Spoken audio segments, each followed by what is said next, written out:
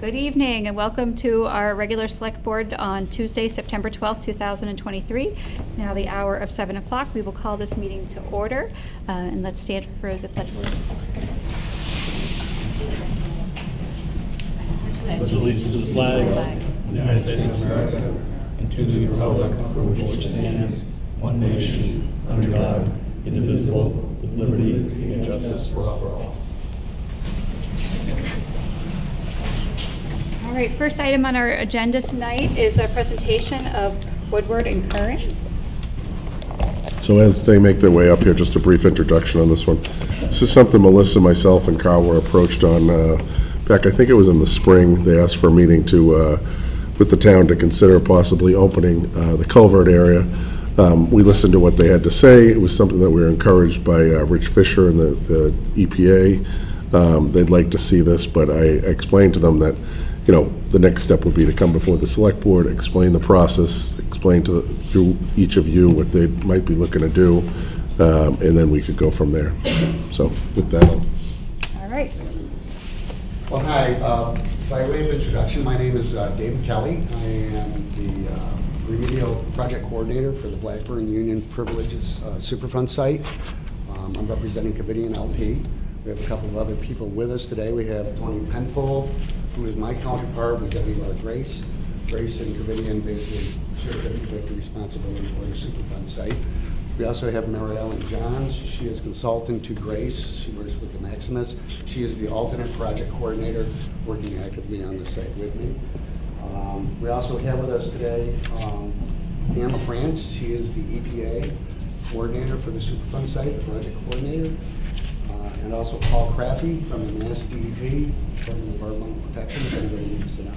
And last but not least, we have Eric Holstrom, who is with Woodward and Curran. He is Grace and Covidian's management consultant for the site. So to move forward with this, we're here today to talk, as Jim said, about the daylighting the culvert. We've had several conversations over the last few years with the town, EPA, and DEP with regards to repair, removal, or replacement of the culvert options.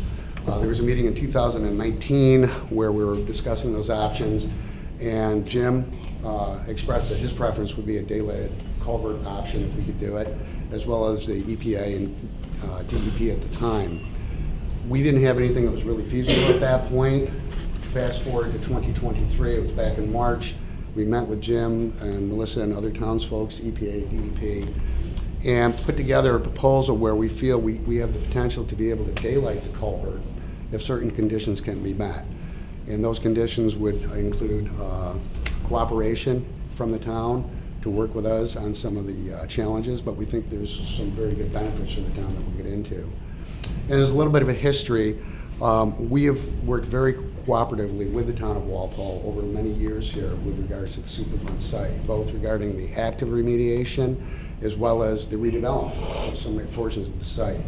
The east of South Street section, as we refer to it, where your new police station is, and the Council of Aging, as well as some of the redevelopment that occurred on the west side of South Street, the parking lot, and also the groundwater treatment plant that we're currently leasing with the town. That collaboration involved a lot of discussion, ultimately resulted in memoranda of understanding of what all the parties would do, and ultimately turned into long-term agreement. So we feel there's been a really good working relationship with the town.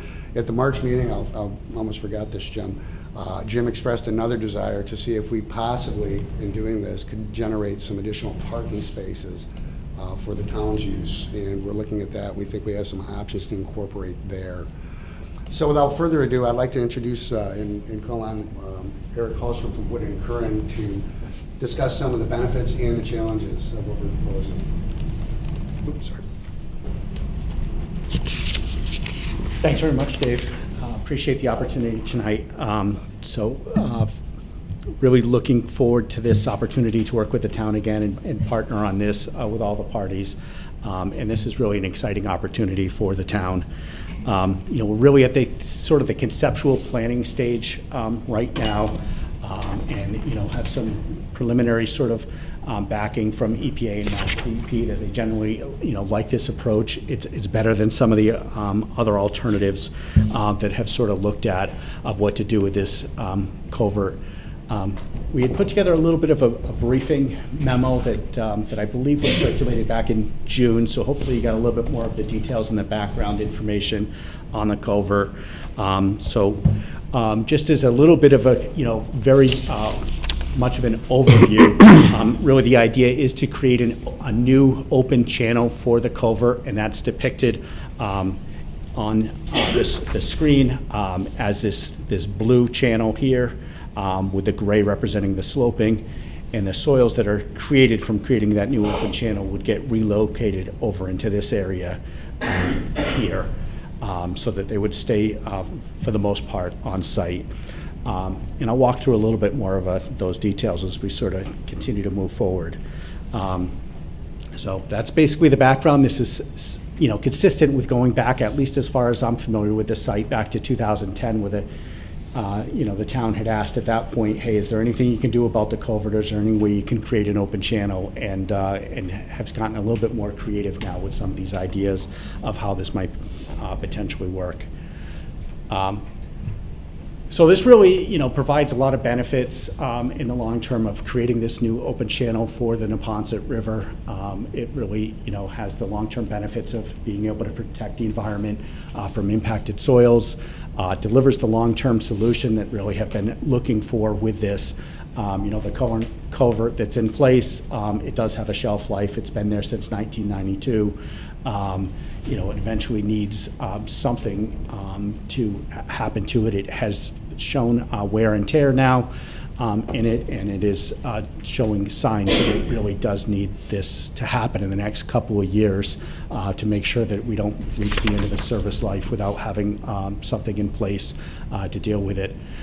This provides, a great cost-effective option where we can reconfigure the existing soil cap that's in place and relocate the soil on site. The interesting facet of this is and we'll show this in some of the other slides, is it's not all on town property. There's some other parcels of land, there's some other players that come into play here that make this a little bit more challenging of how to do this. But there's really a great opportunity for the town and for the community to allow for sort of some better aesthetics here, possibly some landscaping and benches and trails. And this is really, possible with the town's cooperation and really getting the town to help out in some aspects of this that we'll talk about a little bit more. The other options besides doing the daylighted culvert really are relining the current culvert with basically like a spray-on product, like a geocrete is what it's called, sort of like a shotcrete or a gunite type product. And that's a decent option, and it's something that we could certainly look at. It just doesn't provide all the benefits, and it will something that will need maintenance over time, and eventually when it needs to be replaced, you sort of got one chance at that to do that. You definitely reduce the size of the pipe a little bit, so you reduce some of the capacity of it. You make it smoother so you can get the same amount of flow through, but that's sort of the other options for this is to look at something like that. But we heard from the town and from other stakeholders that they were really interested in trying to get this as an open channel again, so you can at least see the river again and have this as a long-term solution. The option to really have this for public use in the future is really contingent on the town helping out with some acquisition of some of these parcels, and we'll talk about that a little bit more, of being able to allow for potential landscaping and benches and trail use and making this look better on that. And that's really where it talks about here is it could allow for these uses with the land abutting the river and having access to it, and potentially some trails in a small park. You can have this new capped area which could potentially be used as a viewing area, or maybe a dog park, or sort of open to other ideas. If the town has control of this land, then you sort of have some other options in the future for the future uses of the property. And this is, not sure if you can quite see that all, but it's the green parcels on the left there that are owned by other parties. And that's really the Schaefer Realty Trust and the Philip Schaefer Family Corp., as well as the Oak Hill Trust. And this is what makes it a little bit more complicated. And much of the gray area on the right-hand side of the screen is currently owned by the town of Walpole, and that was acquired, after that memorandum of understanding was signed and through the typical process back in, what was that, probably 2013, 14, 15, sometime in 14, there. yeah. Yeah, as part of a bunch of the land that was taken. And really, there's some, benefits to the town to having all these access issues sort of resolved and getting this all within the town's control as far as being able to maintain and own it. And there's tax issues on some of the parcels right now. And, really looking at something that is consistent with what was done at the police station and for the Council on Aging. And, there had been a summary memo that he put out with, that I believe was shared with the town, that was really meant for council to sort of look at as sort of potential options for the land acquisitions. And so there was a little bit of a summary memo that was put together on what are some of the possibilities to be able to work with the current owners. There's sort of different options for some of the different property owners. The Schaefer parcels, potentially be done through a tax taking or a foreclosure. Those aren't up to date on tax payments. The other one, the Oak Hill Trust, I believe, has been making tax payments, but there is possibilities of being able to work with that property owner as well. Just sort of running through this quick. I know we're a little short on time, but just some of the things. I know we had some discussions at the previous meeting when we went into this a little bit more details, but this is a large-scale construction project. There's a bunch of logistics that need to come into play. There's all this clean soil that's currently on this site. The top 30 inches of soil that can be relocated somewhere nearby and stored and be used at the end. And then there's other land needs for being able to set up the bypass pumping and be able to temporary water treatment systems, to be able to have trucks in and out.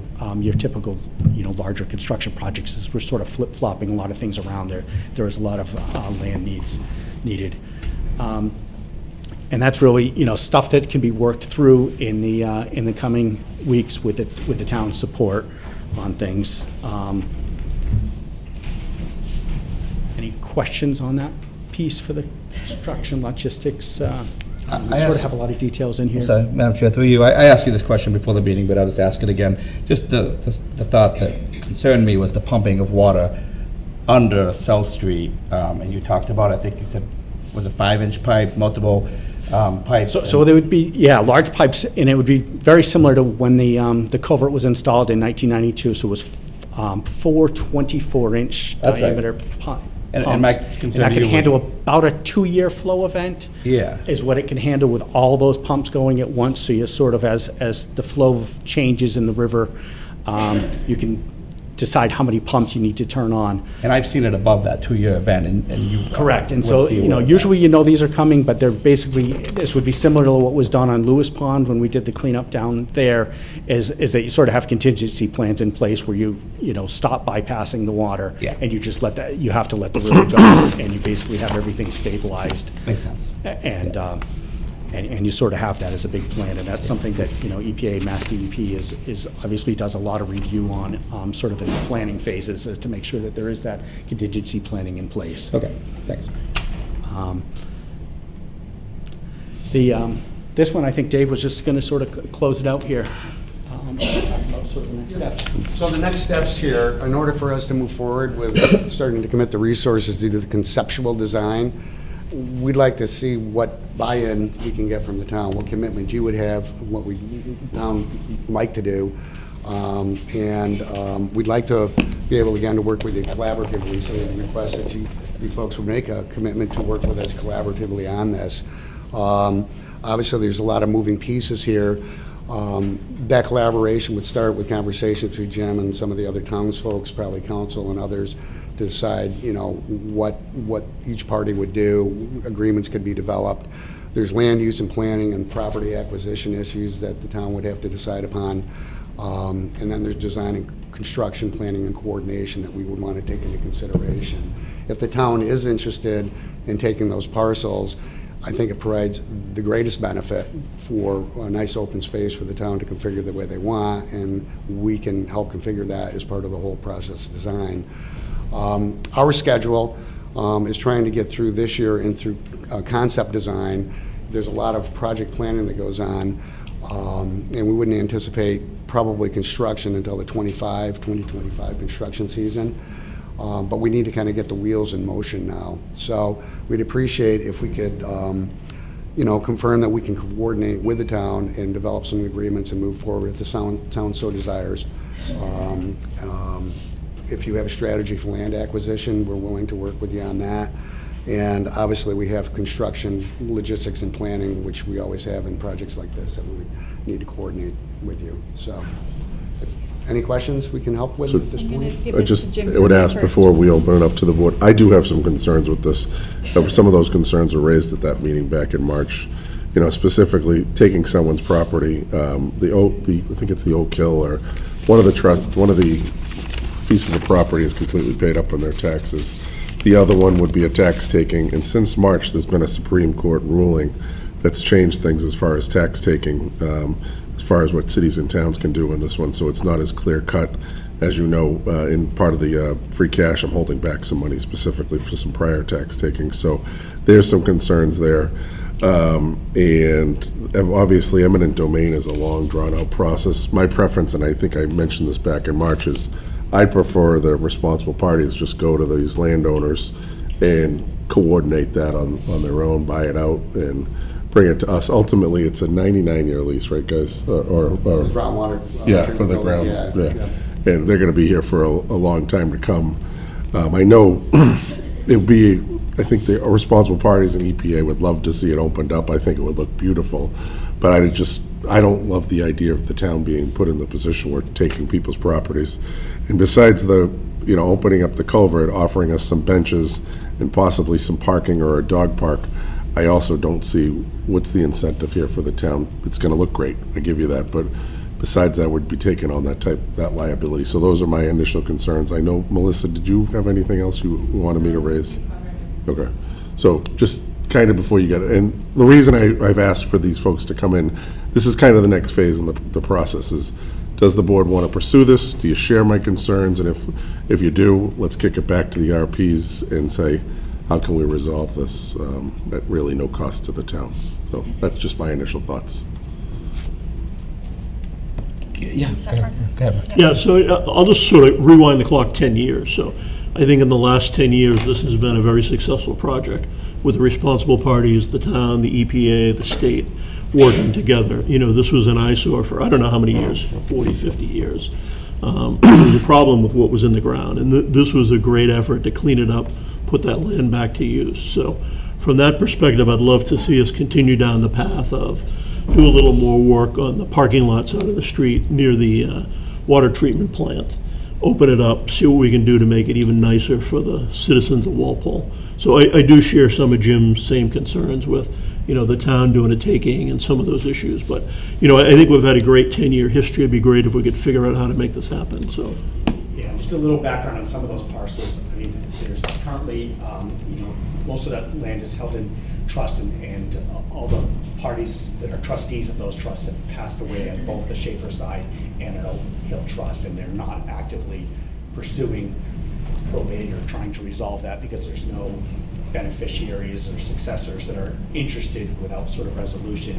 And side conversations we've had with some associated family members from both of those, they are interested in something, and they just would need all of the potential successors to sort of come together. And they were really looking, they really thought it was sort of the town and something like that. And that's where we sort of talked about that voluntary conveyance option as a possibility, if that could work out. But that's something that it's really with the town council and finding a way to get the right people talking to to do that.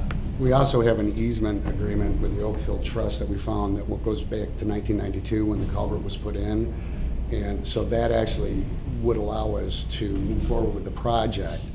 I think one of the things we want to emphasize here is if the town acquired those parcels, the town could do with it what they wanted to, and we could help configure it during construction to support that. It isn't necessarily a showstopper as far as moving forward with trying to daylight the culvert, but it is something that, we wanted the town to consider. And that was a new piece of information since March, Jim, that we recently acquired regarding the 92 Oak Hill lease, so. Thanks. Yeah, it does sound like, Easement agreement, the sorry. the good news is that there's the two separate questions, right? The daylighting the culvert can move forward with or without the taking of the land, or acquisition of the land, or voluntary cooperation of the landowners, however we do it, is sort of a side benefit to this project, right? Am I right about that? So these are two separate questions. The daylighting of the culvert, I think, makes a lot of sense. And then when it comes to eminent domain, that's never the first choice, because you have to pay for the land no matter what. Eminent domain doesn't mean you get the land for free. It means a judge decides how much you pay, and they try to put a fair value on it. So you could try to strike a fair value with the landowner without a judge. That's always the best choice, right? So, and I guess there's some issues with identifying who the landowners actually are, and if there's actually a person on the other end of the phone that we can talk to. So maybe there's some issues there. So I guess we need to work through that, and that's a town council thing. I'm not, qualified to do that. But I'm in favor of certainly going down that path and exploring it, and trying to do it with cooperation and doing it the right way. So I'm in favor of the project in general. I guess my question was, is there money in a Superfund account that maybe you could just update me on that? How is this being funded? There's a lot of. I would be looking to the responsible parties, since they're asking for us to take this on, to provide some type of a gift or donation or cover the costs. Okay. Since Is they're there asking for it. an account right now that has money in it? There was an account to demolish the buildings. And that's almost at zero? Or? It's there, but I don't know if it could necessarily be used. Oh, okay, gotcha. Okay, yeah, so funding is sort of another question that we would have to address, so. Okay, thanks. So the culvert was installed when? 1992. And why was it installed? It was really installed for a couple of reasons. One, it was put in to try and keep asbestos soils that were in the riverbank from getting further into the river. And two, it gave a big contiguous piece of land to be able to put all the land in place and have it in place in one area. A lot of the soil that came was on adjacent parcels and from residential parcels, and was all brought back to this area and put on top of it, of the culvert. So the first reason you gave, is there still a concern with that? Like the culvert's been there since 1992. The water's flowing through the culvert. It's not hitting the banks of the soil Yeah. underneath. If you take the culvert out, are there concerns with that? Yeah, and that's a lot of the project is really managing those soils in place and stabilizing, and much of what was done on the rest of the site is being able to pull the soils back and be able to put a sufficient cover and armor it and stabilize the banks so that those are all those asbestos soils are covered over and sloped back and stabilized. And where the current culvert is in place, that would get filled back in with some of those soils as well. And then the culvert will be, completely eliminated. It would be pulled out, and that trench that it was in would be filled in. Right. Are there any concerns about the soils and what's in the soils on the properties that are owned by Oak Hill Trust and the Schaffer Trust? So those are all incorporated into the currently capped soils right now. So they already have, asbestos soils contained within a cap on their properties right now. Right, the way it's configured now, you see that the blue stripe that goes there, that goes right through them. And so there's between 6 and 10 feet of potentially asbestos soils on top of the culvert right now, With 30 inches of clean cover. with 30 inches of cover on the top of it. So one of my concerns would be, if I'm understanding correctly, you're asking the town to take those properties so that you can do this work, but then that would tell me the town then has the liability for whatever's in that soil on those properties.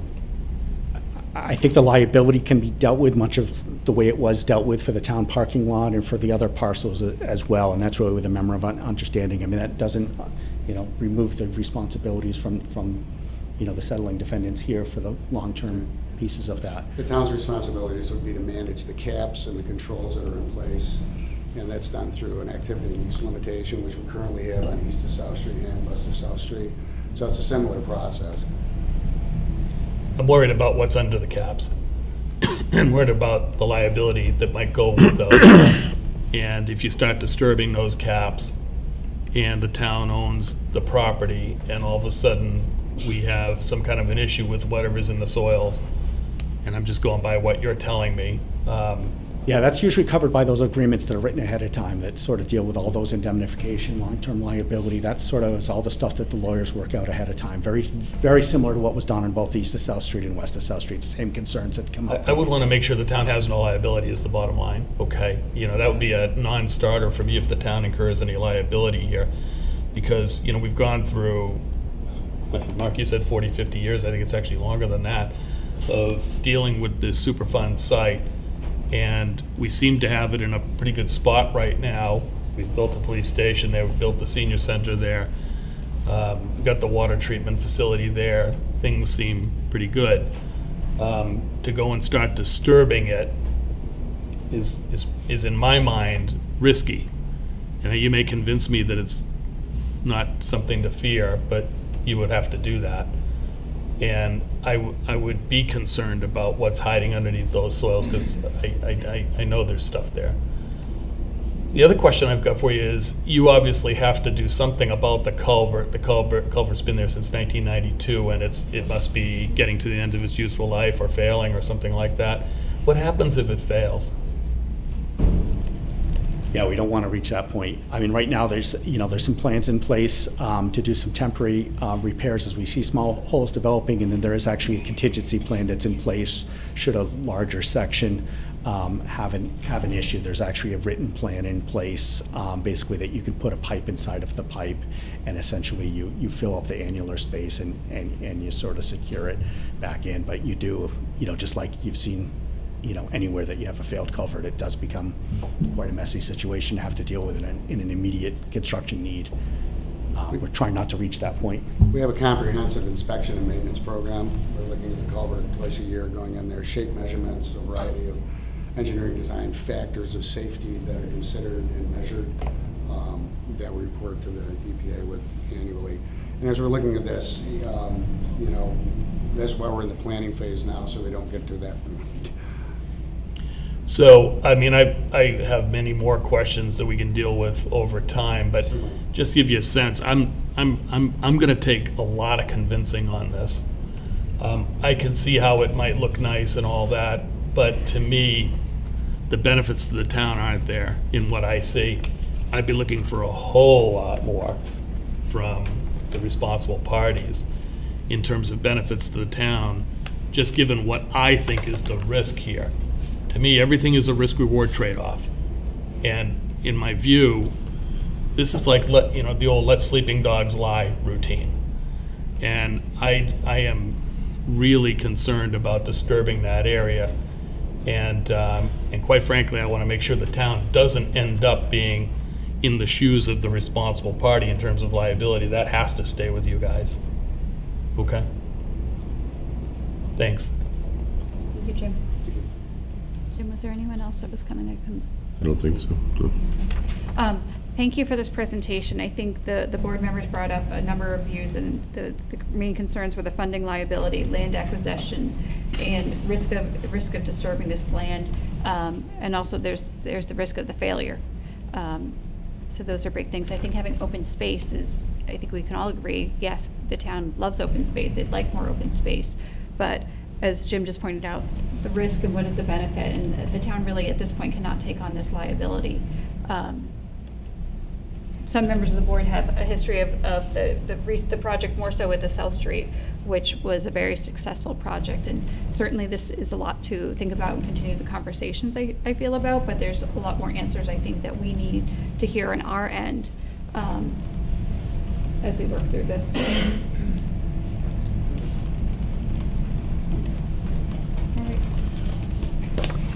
So if there's no more further questions, right? Yeah. All Thank right. you very much for your time. Thank you for coming in tonight. I appreciate it.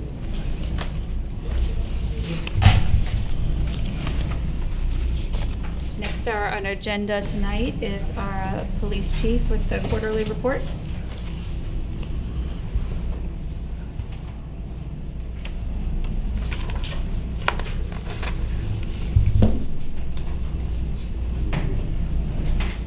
What's that?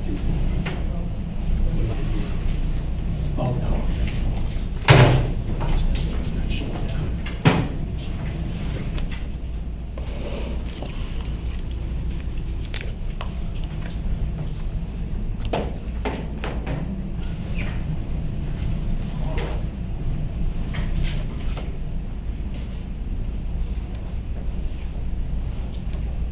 Good evening. Good evening. Thank you for having me here tonight. I'll jump right in with some of the more notable incidents over the past several months. Starting back in April, we had a vehicle stolen from the Home to Suites hotel, where a set of keys were left from a rental car on the front desk. The car was stolen, subsequently was recovered in Brockton. Thankfully, it had GPS in it from the owner of the vehicle. Our detectives worked the case and ended up finding the individuals responsible for this, disseminated photographs, and were eventually identified because they're known history with Brockton PD. The significance of this case was that they recovered a large amount of stolen items from this vehicle when they recovered it in Brockton, and it was actually stolen from several crimes in another community. So the arrest of what ended up being 2 individuals in this case resulted in the recovery of quite a bit of stolen property, so that was a good case for our detectives.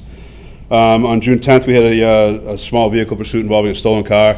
The vehicle officer tried to make a vehicle stop at Washington High Plain Street for a vehicle that ran the traffic light and was traveling at a high rate of speed. The vehicle ended up coming to crash on Meadow Lane, at which point 2 individuals fled from the scene after a brief search by our officers and a K-9 team from the state police. 2 suspects were taken into custody for that crime. It was later determined that this was actually a carjacking case out of Lowell with 2 very dangerous individuals. So they were able to take that person into custody, and then Lowell was able to close out their case of violent crime in their city. So it was a very good outcome for everybody. On July 5th, we had a fraud case, and the reason why I bring this up is it involved the individuals who attempted to defraud a person had indicated they were members of the Walpole Police Department. They had called and said that they had found a vehicle in Texas, and there was a large quantity of drugs associated with that vehicle. At which point they requested that the victim send a large amount of money in Target gift cards to this particular address, and ultimately the victim did send the money because they were in fear that the police were coming to take them into custody for drugs that were found in another jurisdiction. Unfortunately, we were not able to trace much back on this. As many fraud cases, we were not able to, and we were able to close the case out, and the victim was out a good amount of money. So I bring this up just to kind of bring some awareness to the fact that we would never call somebody up and demand in payment for avoiding an arrest, and certainly was no members of our department, that's for sure, but more of an awareness thing more than anything else going forward. And finally, we had a shoplifting case. Normally, this wouldn't be very remarkable, but one of our officers happened to be in Walmart and intercepted an individual attempting to steal 45 replica jerseys worth almost $1,300. So Officer Timmerman was able to interrupt that theft, identify the person, and subsequently charge them accordingly. So it was really right place, right time, and a pretty good outcome there. In terms of stats, this quarter we had just over 4,200 calls to service, which is a little bit down from where we were this time last year. We were around 4,700. 16 arrests, which is also down from 25, so trending down with just a little bit, more just the ebbs and flows of how things are going. Overdoses, we are at 9 for the year with unfortunately 3 fatalities. That is down 1 from last year at this time. Also, we had 3 fatalities. So ultimately, the individuals that had passed away, it was opioid related, and they just were just not able to get them in time, and that's really what led to those fatalities, which is unfortunate. Home for Little Wanderers, we were up there quite a bit this past quarter. 77 calls to service when we had 51 this time last year.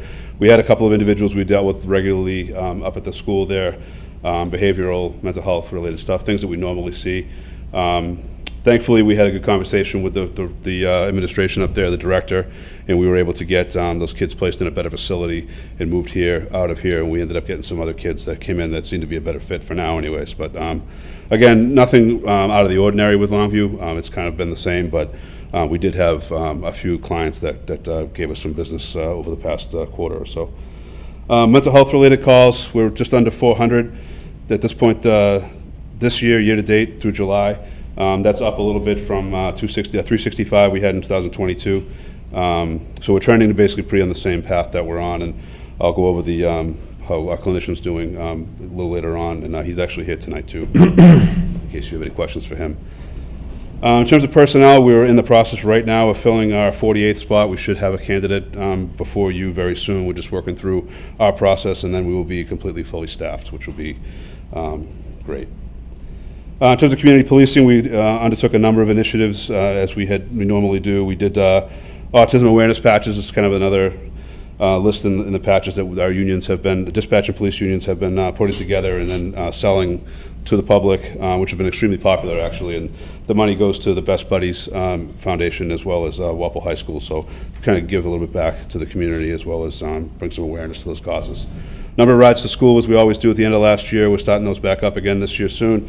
Very popular, as they always are, so we're looking forward to that now that school's back in session. We did several RAD classes, both with the seniors and with the regular class that we run. Detective Bethany is in charge of that portion of that unit that we have. So we had close to 16 seniors from the COA be involved in the senior RAD class, which is great because it's definitely good, keeps them active and involved, and teaches them how to defend themselves when the unthinkable may happen. So we're very happy that there was some popularity for that, and we're very happy to put that on. We also hosted another class in May for also residents of town, which is also very well attended. Special Olympics torch run, Officer Holmes and Officer Turpin both participated in that torch cruiser convoy which started at BC and ended at Harvard. We do that every year, so just another way to get involved with the Special Olympics, which is a great organization, so we're happy to be part of that. Officers attended the Juneteenth Festival in the Town Common on June 19th. Officers Bird and Van Ness brought some kids from Longview down again this year. Very well attended. The officers had a very good time, and it was just a huge success. Junior Academy classes, we had 2 more of those this year, as we always do this summer. Almost 60 kids went through. Again, they're knocking down the doors to get in that one, so we had to figure something out with a 3rd class. So, but again, very, very successful, and the kids all had a good time, and so did the officers. Went to the League School Summer Fun Day. We attended on August 25th. The kids got to go through the cruisers, check out the stuff that we have, and again, it was good for our officers to interact with those kids, and they all had a good time too. We had a second annual Cones of the Cop event over at Scoops on August 22nd before school started. Again, they sold out very quickly, very popular, so we were happy with that. And our dispatch union is wrapping up their school supply drive right now to collect items for school the kids that may need. So they're going to distribute those through the SRO to the various schools. In July, we had our award ceremony. I gave you an overview of each incident, but I'll go through them just briefly here so everybody recognize the officers' great work. There was a lot of good stuff that went on in 2022. Officer Gennard was awarded the Distinguished Service Award for her actions at a house fire. Officers Van Ness, Bird, and Baker were given the Lifesaver Award for a Narcan use at an OD. Officer Rwana, Lifesaver Award for the same thing. Dispatcher Mercier was given the Lifesaver Award for giving CPR over the phone, which took a significant amount of time. Ended up saving the individual's life. It was a very good job. Sergeant Crown, Sergeant Haber, Officer O'Neill, and Officer Turpin given the Distinguished Service Award for an armed barricade subject, which happened back last winter. Again, dangerous situation. They had a great outcome because of their hard work. Officer O'Neill, while working in the Detectives Division, was given the Meritorious Service Award for her investigation into an armed robbery that took place, and they would bring the person into custody quickly.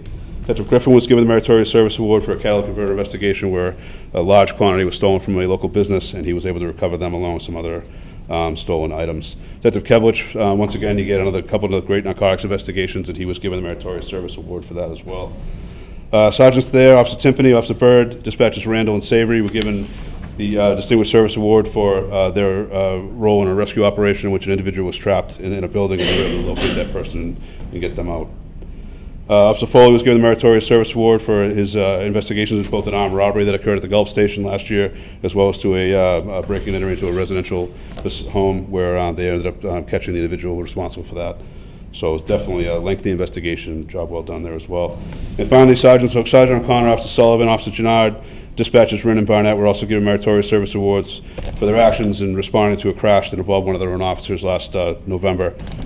Difficult situation for all of them to manage, but they did it professionally, and I'd like to recognize them for their hard work as well. Certification update. We have been working with the Mass Police Association, the Accreditation Commission, MPAC. We had our mock assessment back in May, and we had our final assessment in August. And it went incredibly well, and I'm happy to report that. We were assessed at 178 standards. That was for anything from policies, procedures, evidence to our facility, and we've passed. We went through that with flying colors with very minimal corrections, and we are well on our way to be voted by the Commission in October to be a certified police agency. The ceremony will be probably sometime in February is the best we're hearing at this point, but really, really great work. Lieutenant Zangetti spearheaded that operation, and he is tremendous, and they couldn't say enough about him. They said, you have the right guy doing this job, and we've never seen this before in any police department. So we're very proud of him and his hard work. So we're going to be fast-tracked for full accreditation by next August, which is another 39 or so standards, and by that point, we'll be fully accredited. And that's going to be a huge accomplishment for all of us, but again, thanks to Lieutenant Zanghetti's hard work, it's been tremendous. And finally, just an update on our clinician. Dylan here is here tonight as well. I know the last time I was here, there was some questions about speaking with him to see how the program is going. So from where I stand, it seems like it's going very well. He's working very, very hard with a number of regular individuals that call our agency frequently, and he's trying to get them the services they need without burdening the officers with some stuff that can be handled without a police response, which is really beneficial to everybody. He works with people from homeless individuals to people that are actively in crisis. We brought him to some scenes. And again, he's working with some group homes to help folks that are in crisis that repeatedly call us on a regular basis. So he is here today if you'd like to speak with him, but that's really kind of where we're at with the program. He's been busy, and it's been going very well, so we're very happy with that being implemented. So with that, if there's any questions, I'd be more than happy to take whatever you may have. I would love to have our Ms. Blishman, if you want to come up and give a little briefing. Of course. This is a role that we were looking to fill for a long time, so glad to hear that it's going well, but. Yes. Good to see you again, Dylan. Good evening. I don't really have a briefing prepared, but No, that's happy to okay. field questions. But just a little bit, tell us about how it's going from your perspective, and that's about it. Okay. I feel like it's going really well. I mean, just from a job satisfaction perspective, it's going really well. You know, I mean, right from the beginning, Lieutenant White kind of set the expectation that we were going to be patient with this and allow for an adjustment period for both, you know, the department and myself to kind of get used to each other. And I feel like that's happening just kind of naturally. It's been a pretty easy adjustment. I mean, I'm much more settled into it now than I was last time I was here. I feel like my role is more defined, and yeah, it's going well. I mean, you know, I'm finding plenty of ways to kind of make myself useful, and if that's not like responding directly to a crisis, it's doing a lot of like outreach and follow-up to situations, a lot of work with families who might have like a family member with kind of recurring mental health or substance use issues. So I'm doing a fair amount of just sort of coaching families on how to deal with that, how to navigate the system better.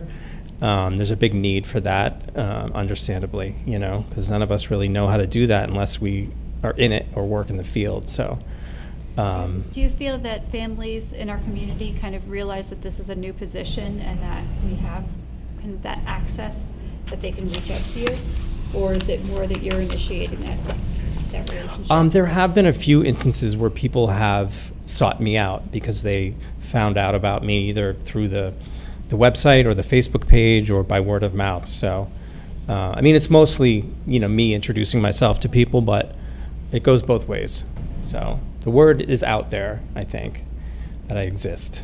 So, Does any other members of the board have any other Hi, questions? Dylan. Yeah, it sounds like there's a natural flow of customers, for lack of a better word, but people who are in need of your sort of presence and being here in Walpole and directly being able to serve citizens of Walpole. So that's really speaks for the need for your position, which, I mean, I guess it's obvious, but to say it out loud is still a relatively new position and Yeah. it needs to be justified year after year. And it sounds like we're on track to doing that. So that's good news, and I'm glad that it sounds like you're enjoying it yourself as well, and it's a good fit. So that's important for us, for you to want to be here. Sounds like we're heading in that direction as well. So long term.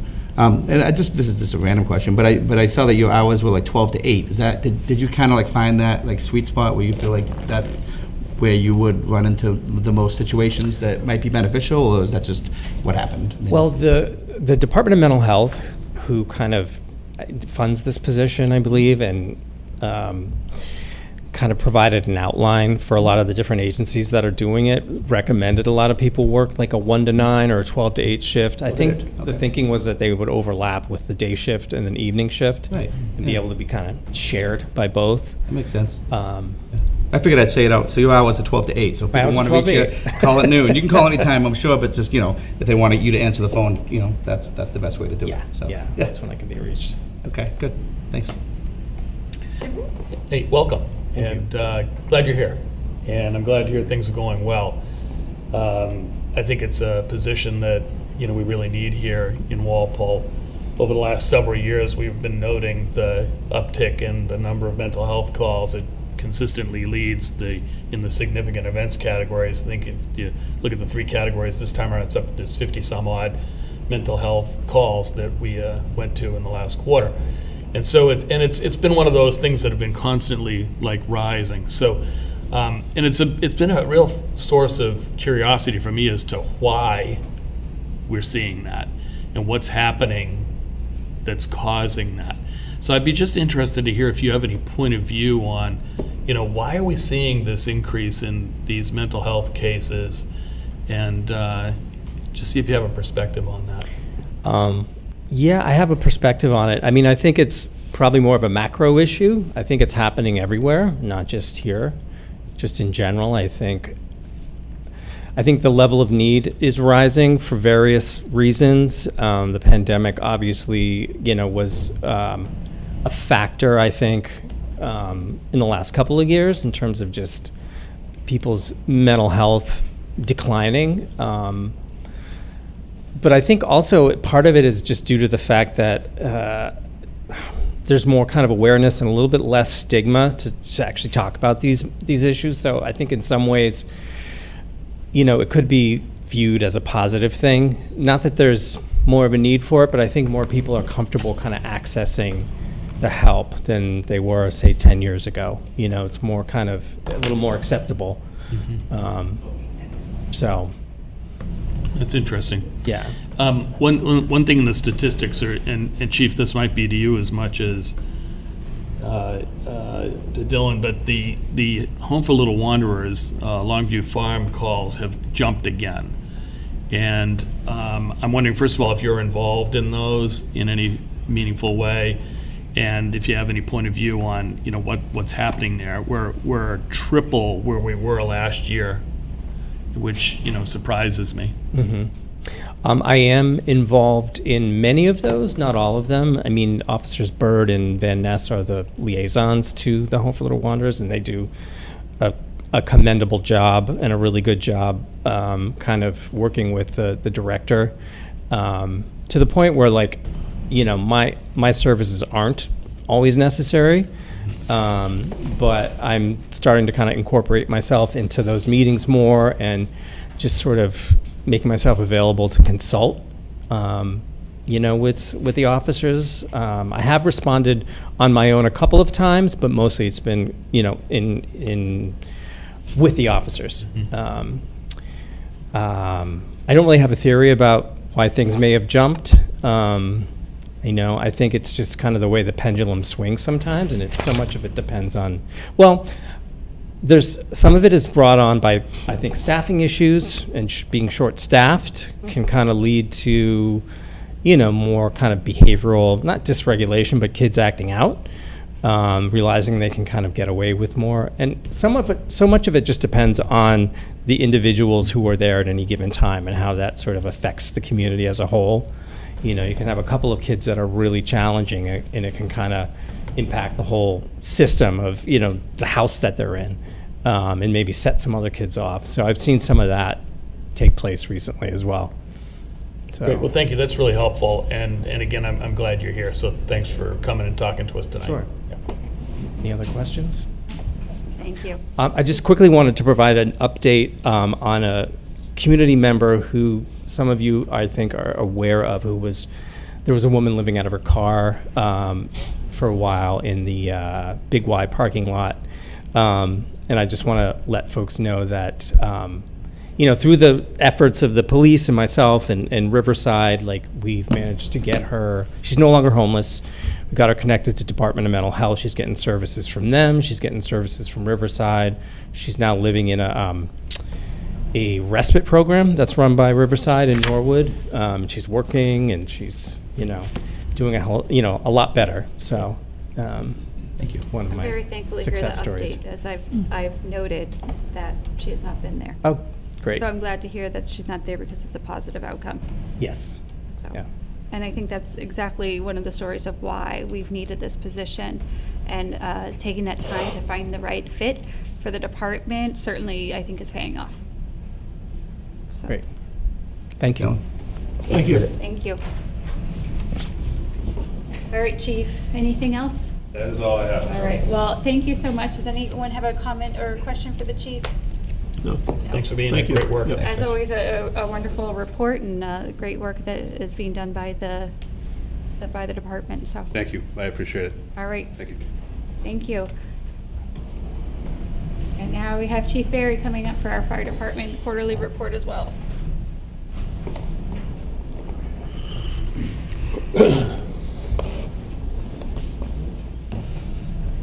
Good evening. Thank you for having me here tonight.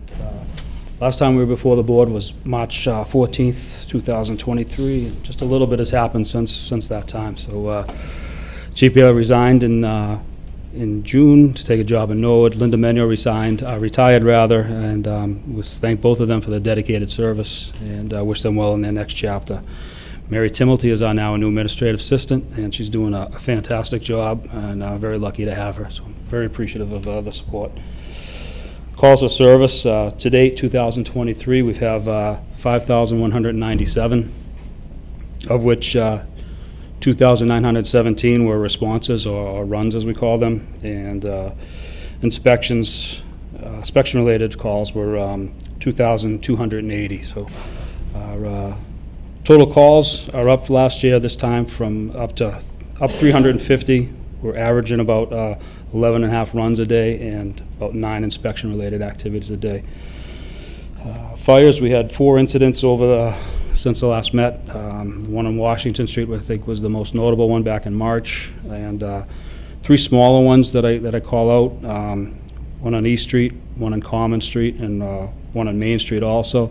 Again, they were smaller, and they were kept smaller because of rapid notification, early notification, and diligent and excellent work by the on-duty groups to mitigate the situation as quick as possible, provide as little damage as necessary, and allow everything to be occupied immediately afterwards. So very grateful for the duty groups and the recall members that came back and helped us with those ones.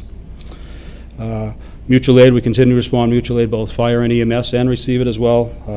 Response most recently last night when the Tower 1 and the duty group went to North Attleboro rather, to assist with their water emergencies. We made multiple responses in their water emergencies in situations in North Attleboro. We're very proud of the guys that participated in that activity last night. Personnel-related issues. In addition to the 2 previously mentioned individuals, we had three other resignations. Firefighter Rakowski, Firefighter Kistner, and Firefighter Labonte have resigned since we last met, and we wish them all well in their endeavors. The 4 that we hired at our last meeting are moving through the hiring process, through the physicals, through the evaluations, and the PAT process, and hope to get a date for the academy them relatively soon. One of our employees is in the retirement process of the Norfolk County, and we're diligently working with that process.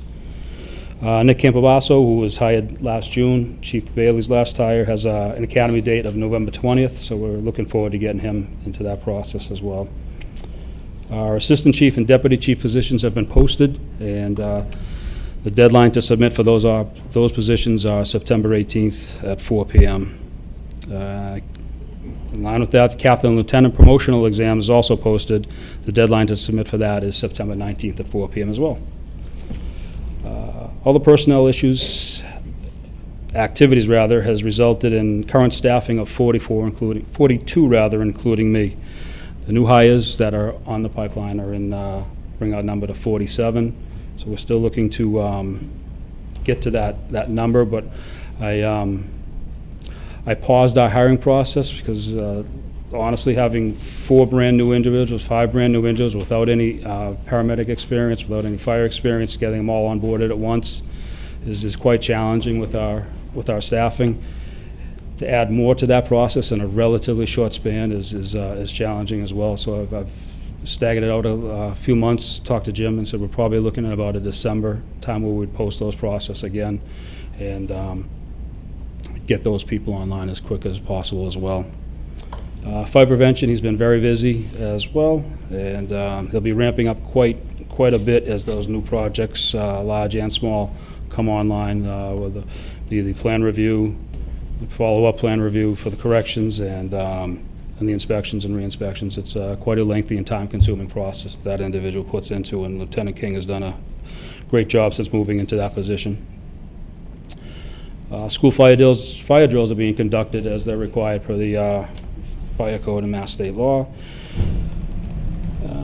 Our apparatus, both new engines have come in, and firefighter Tom Miranda is working diligently to outfitting all the equipment that we have into those apparatus securely and safely and most efficiently. Response allows us to obtain that equipment. He's very meticulous about where stuff goes and how it's placed in, but he's doing a great job for us. And the duty group helps him when he allows them, so we're looking forward to get those forward. One of our ambulances at the dealership right now in North Attleboro. I haven't gotten an update if it's floating or if where that is, but if everything else goes well, it should be within our property next week or the week after. So the second ambulance that's due for delivery is on November timeline, so we're okay with that. The grant update, we're still waiting to hear from the SAFER grant that we applied for back in March. So far, only one community has received, one community in Massachusetts has been awarded the SAFER grant. It's a very slow process, tedious review process that they're going through. Since we did meet last, we applied for the FEMA Fire Prevention Grant Award, and Lieutenant Hover wrote and researched that project, and we're also waiting for that. Only 5 communities have received that. Massachusetts communities have received that to date as well. We just received notification today that that our reimbursement request for the engine was approved, so we should, within 3 to 5 days, we should see that deposit, and that's almost $550,000, so that'll definitely help. Our ambulance fund is $1,914,555 as of yesterday. So that number was that revenue was down slightly, so we contacted our vendor to find out what they could explain that as well to us in conjunction with my thought process. But where they spelled it out was collections are down 3% from last year, and we had 8 less transports, billable transports, so that didn't help. But what was a shift that I was unprepared for was a 3% shift from other insurances, basically private insurance, to Medicaid and Medicare, which is, as I'm sure Chief Bailey explained, we just raised our insurance rates, but it's not applicable to the Medicaid and Medicare. So he said those all combine to result in the 3% decline. But our numbers have gone up a little bit. The last time I looked at comparison was midsummer, we're about 40 runs short, and we were just a few runs shorter than where we were at this time frame. So we're creeping back up on our runs. training. Members continue to take multiple classes that are offered through the Mass Fire Academy, which improves themselves and our department as a whole. Very grateful for that. We conducted combined ASHA training with the police department back in April in one of the schools while I was on April vacation, and that was extremely beneficial to work side by side with the group that in a active and realistic approach to that type of training. Very, very beneficial.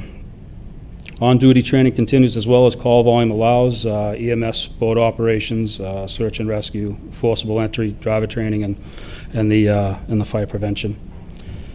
The night before the 4th went off very, very well. The committee did an excellent job coordinating it this year.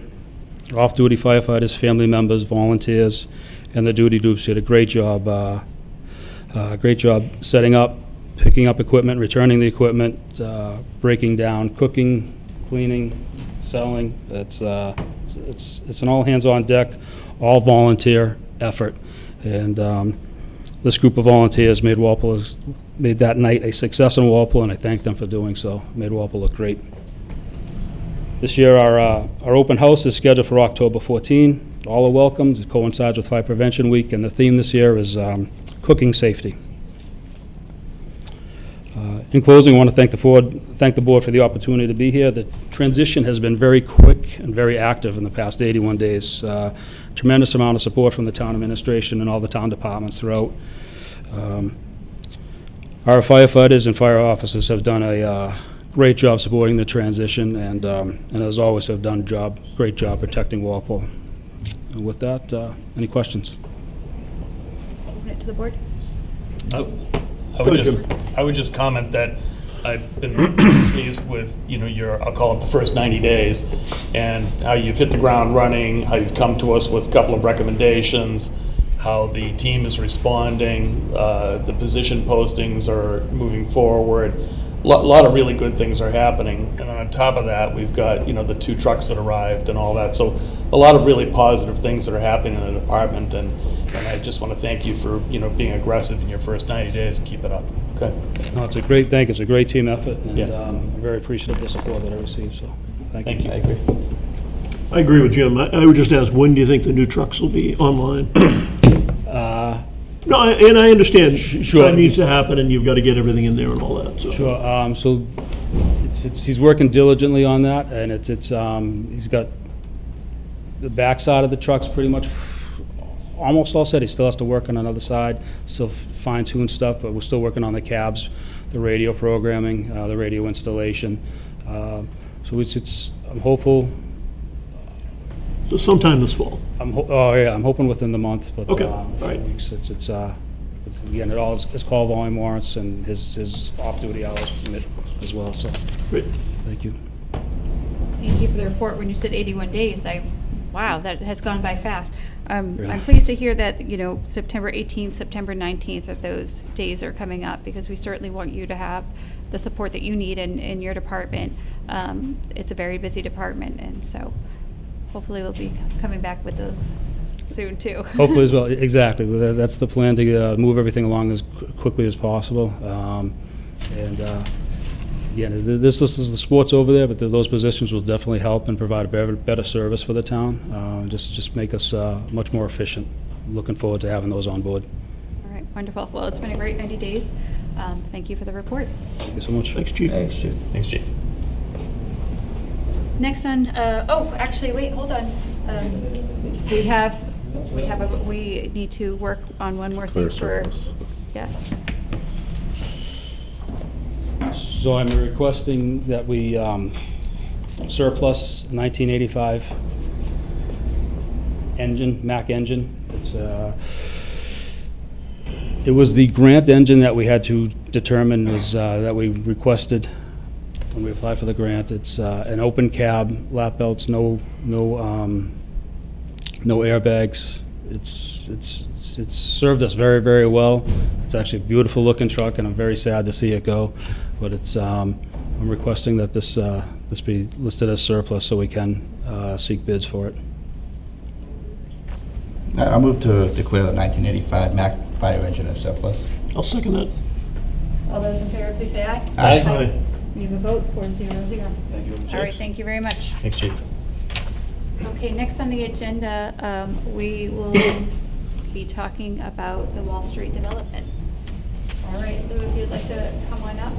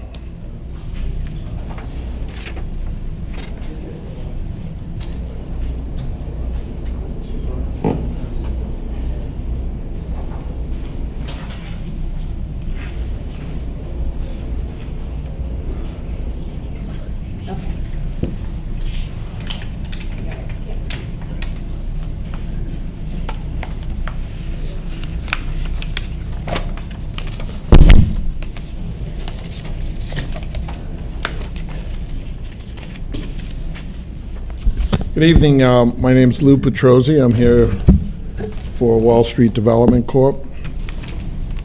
At the present time, we are proposing a two-lot subdivision off of Warwick Road. And the access to the property that we're subdividing, Warwick Road, has never been constructed by the town, even though it's been a public way since 1979. So we are, at this point, requesting, or we've requested, a street opening permit to construct access, which is shown here in the, this is the existing conditions of the roadway right now. It's paved up to this point right in here. This outlined in pink is the edge of the right-of-way, and from here to the property line has not been constructed since 1979.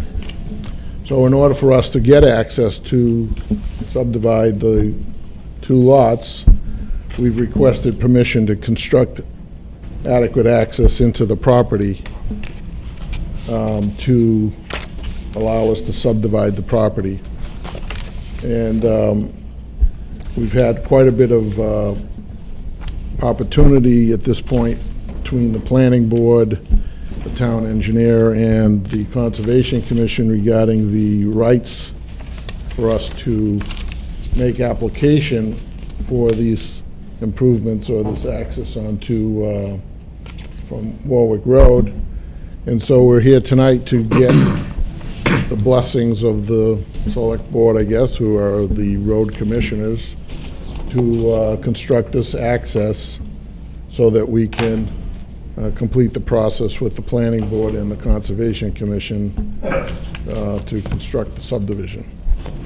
What I've provided you with is some photographs of the existing conditions of Warwick Road and some ancillary photographs of the condition of the area adjacent to Warwick Road, which has to do with the existing sidewalks and other improvements that are on the road itself.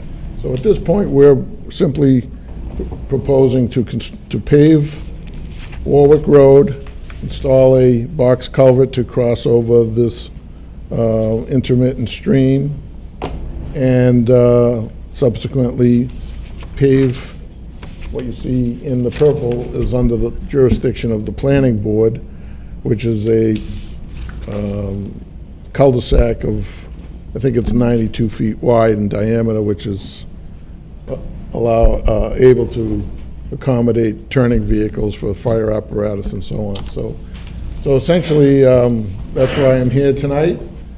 I've been anxiously awaiting this opportunity, and we have had many, I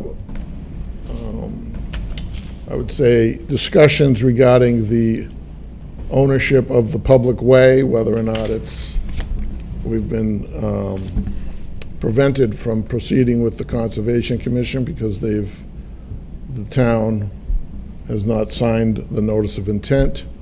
So we have a difference of opinion as to ownership rights of that right-of-way and that sort of thing. So We'd like to get the Select Board's authorization to file the permit with the Conservation Commission, and then proceed with, to construct the roadway as we've proposed it.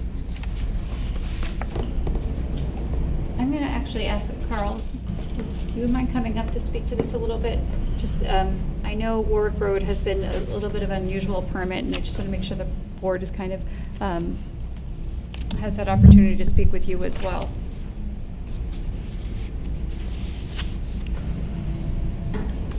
Good evening to the chair, members of the board, Carl Bald of Town Engineer. So the vehicle to move this request forward has been for the applicant to fill out a street opening permit. I provided a memo on all the attachments that go with the permit, and at some point in July, that permit was complete. That doesn't mean street opening permit's a construction permit. It means everything's ready to go, fully reviewed and approved. Not about ready to issue this, but one of the steps was to get, because we're constructing a piece of unconstructed way as well as modifying a piece of the constructed way. That's always been that type of activity is not routine, and it comes down to the select board for your approval. So the permit was complete at the time that it was filed in July, and I say that because there's a it's a construction-ready permit. There's a dig safe number on it right now that isn't valid. It can be, that's a matter of procedure for it to be renewed, or a new dig safe goes in. But essentially, it was complete at that time. But there are things that need to be required of it to approve it for construction. Jim, do you have an update on your Sure. end? So I had a chance to speak to the planning board chairman on Thursday evening. He told me he wasn't going to be able to attend this evening, but he did suggest that the board hold off on voting on this street opening permit until the planning board has a chance to weigh in and vote on this request for those 2-lot subdivision there. This is actually what town council had suggested some time ago, that usually this process with the select board is after it receives approval from CONSCOM and planning board. The reason I placed it on there is Mr. Petrosi's been asking for this for some time. I wasn't aware prior to putting this item on the agenda when or if the planning board was going to consider this. Jack's informed me that it's his understanding that it'll probably likely be voted on September 21st. So my recommendation would be to hold off on voting on this until after the planning board makes their decision on these 2 particular lots. But council agrees with this, and so that's my recommendation at this point. May I just, Yes, Liv. quite frankly, I don't have any objections to Mr. Johnson's suggestion of, the planning board can render its decision when it does. Just for our purposes, the planning board only has jurisdiction of the part that's in purple. They don't have any jurisdiction over the public way. The second thing is that I'd like to, because there's been quite a bit of dialogue, and we're in litigation right now with the Conservation Commission, particularly because the notice of intent, I don't know if you folks are familiar with it, but requires the signature of owners of the property that are subject to the application.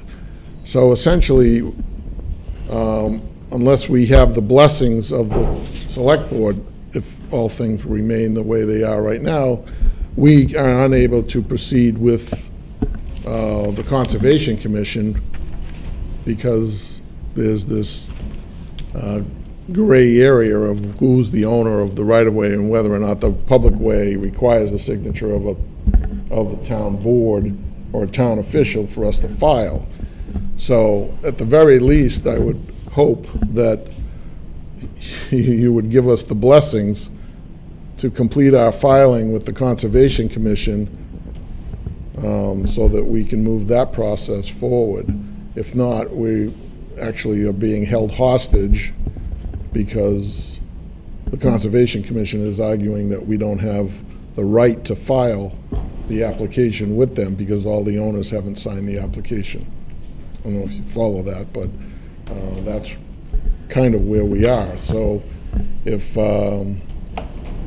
waiting for the planning board is one issue, but we are unable to complete the process with the Conservation Commission unless this board signs the application, or we go to a judge and complete that process in front of a judge, in which case they may not say that you need to sign it, or we can proceed on our own. So planning board is planning on taking up on the 21st. I believe our next meeting is on the 26th, which we could place you back on the agenda on the 26th Okay. of September. Okay, that's, Landis, She can actually, speak to that. I saw, Landis, I think, is here as well. she Do you want to was. speak to She this? is, yeah. Could you come Go- up Landis, and give a explain. quick update?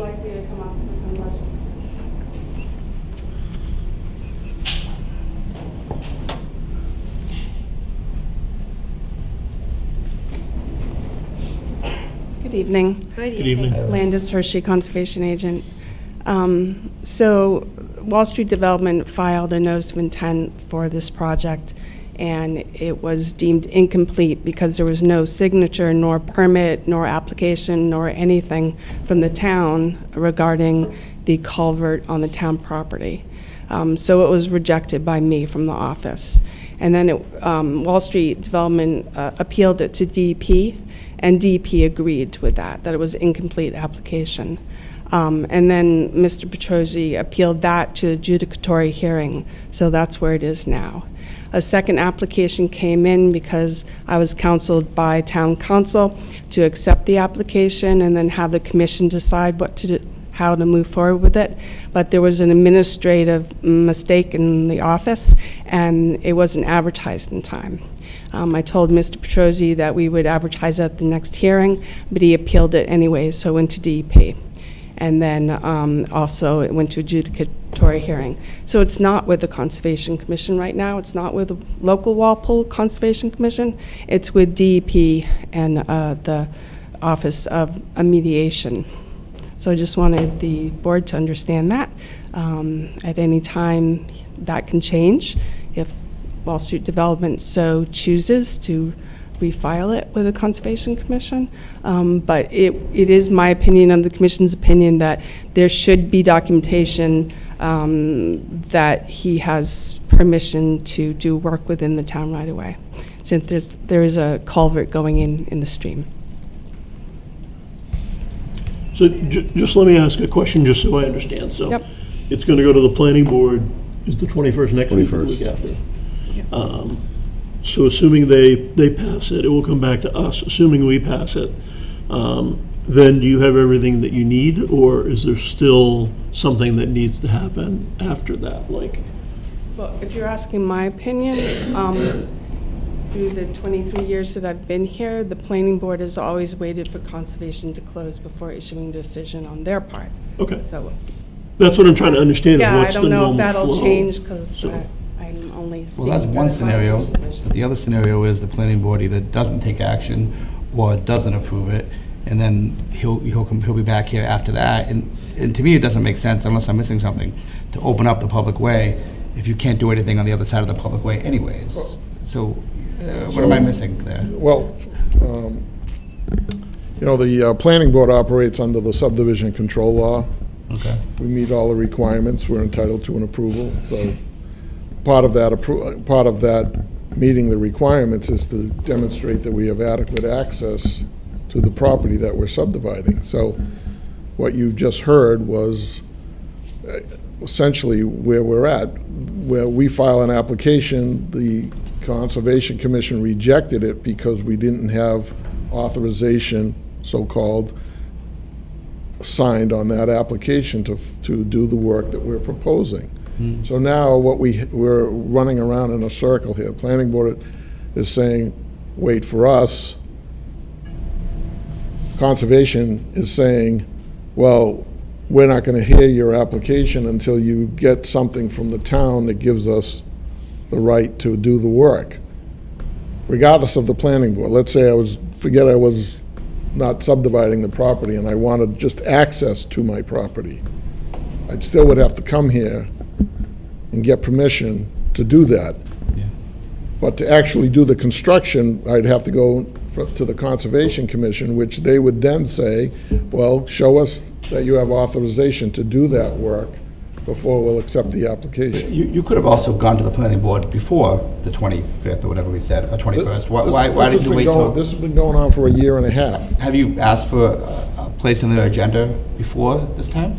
With who? It's been The continued. planning board? They've already considered this? We've or- been continuing this thing for several months. So what's different about the 21st? Can I just clarify something? Okay, clarify. We obviously have a different opinion, but Yeah. the second notice of intent that was filed, what I told Mr. Petrolli, and what he told me is he had the application for the street opening permit, so we would schedule his hearing and get it on the agenda with the Conservation Commission. We can still do that, so he's going concurrently with the planning board within the local Conservation Commission, rather than it going to DEP and the Town of Walpole Conservation Commission have no say whatsoever in the approval of this plan. That's what I think he should still do. Or he could file two notice of intents, one for the subdivision and one for the crossing, because the crossing is within the town right away. The subdivision is on property that he has the permission to do the work. So there are options. Okay. So let me just get the record straight here. So are you saying, Landis Hershey, that I do not need permission from the town to file an application with the Conservation Commission for this work? Is that what you're saying tonight? Hey, could I speak up for a second? We're not here to discuss this. I gotta speak up, Lou. You're not here to question Landis. That's for the conservation process. My recommendation tonight is to continue this until your following meeting, I think it's the 26th, and the discussion now, and we can take it up after the planning board. And I do agree. We're not here to talk about what's conservation and what they do. That is the conservation meeting and what Landis would set. So tonight, I think. I'll make a motion if you want me to make a motion. You can make a motion, and I I'm happy think to do there's it. a plan, Lou. So. Well, it's been that way for 9 months. Make a Well, motion. Within the month of September. So I said we'll be within the month of September. As the 21st, you're on planning board, and you could be on our agenda again on the 26th. Okay, You ready? Yeah, I'll make a motion to continue the request until after the planning board has taken action on the Warwick subdivision. I'll second that. All those in favor, please say aye. Aye. We have a vote 4-0-0. thank you. Thank you, Lou. Next on our agenda tonight is an update for the 300th anniversary committee, done by, I think we have Bill Buckley here for the update, and any other members of the committee? I'll let Janet give the presentation. It's all yours. Oh, thank you. Through you, Madam Chair, thank you I'll be very brief, for having us again to give you an update. I'm joined by our Vice Chair, Katie Turco-Beatty, Smitty, and Janice Young as well. We had our meeting at 6 o'clock this evening, and we just wanted to come and give our sort of periodic update to you as to where we're going. I think I want to begin by just thanking personally and singling out Jim, Patrick, and Brendan for their staff support for us and really helping. We're in the period now in the planning where we're really down to the booking of events and vendors and things of that nature, and they've been invaluable in helping us navigate that process. So we're very excited. We're also, from the last time we came to you, we have a lot more concrete dates of events, which is very exciting. And the next large thing that we're doing for the community is on the 26th, we'll be at the high school, just running down the calendar of events, giving a slightly more elongated explanation of the things we're going to give you here, and we hope our website, which Val Bishop has been doing a tremendous job with her background in graphic design, doing for free for us as well, that should be online on October 1st, which we'll send to you all to look at as well. I think it's going to be a great hub of information for the 300th. But to just go very quickly, as we all know, the town turns 300 on December 10th, 2024. We're doing a year leading up to that of community events. We're very excited. We're very grateful for this board's leadership in securing $200,000 of seed money and the legislature's job in securing $150,000 of legislative earmarks for this. We're in dialogue with almost all of the local banks as well. So we're hoping to hear back from them in the next few months as well, which will really solidify where we are in our fundraising and the next steps needed to achieve our goals for our events, beginning with a laser show on the weekend of December 6th out here, something that hasn't really been done in any community around here, and I think that was something we heard from a lot of areas in the community desiring something, ideally a kickoff that was quite unique for our area. In the spring, we're looking at forming up concrete dates for an art festival for the opening of the time capsules. There are 2 that we know of, and again, thank you to Town Hall for helping us. I believe they're in the process of or have already brought in LiDAR to find where the capsule is out front, because it has moved slightly, and hopefully working with the Historical Commission and others to bring the historical trolley tours back to at least Walpole Day, but perhaps other opportunities throughout the year as well. So as we move into the later spring, a senior prom, we're still workshopping the name, but a formal event for those 60 years and older on May the 9th at Avenir, just down the street, which used to be Bernardi's, which used to be the Echo, and I'm sure all the people who will be going to that will have a lot of fun remembering what other events they had been at over the years. And we're very grateful that Carrie at the Senior Center and her staff have stepped up and been very, really forward and helpful in helping us organize, planning on helping us with ticketing and also transportation of some of our less mobile senior neighbors as well. So that will be something that we will have more information on in the early spring, but we're very excited about. I think it'll be a great event for those folks. We hope to work with the fireworks committee as well for the night before the 4th. In October, on the 5th, we're looking to do a parade in October 5th, 2024, the same length as the parade from the high school to the Aggie in 1974. So 1A aside, we think it's going to be a great experience for all. The Aggie has been very generous in allowing us to end there, and they're going to open up the bathrooms for us as well for people and allow performing groups and buses to disembark there. I think Jim had a good suggestion. We're looking into food trucks as well downtown that day, which will, I think, elongate the celebration as well. It's going to be a fairly big parade, and Rentham's having theirs in a couple of weeks, and we're going to put on dark sunglasses and mustaches and check out theirs and see if there's any groups we haven't reached out to yet that we can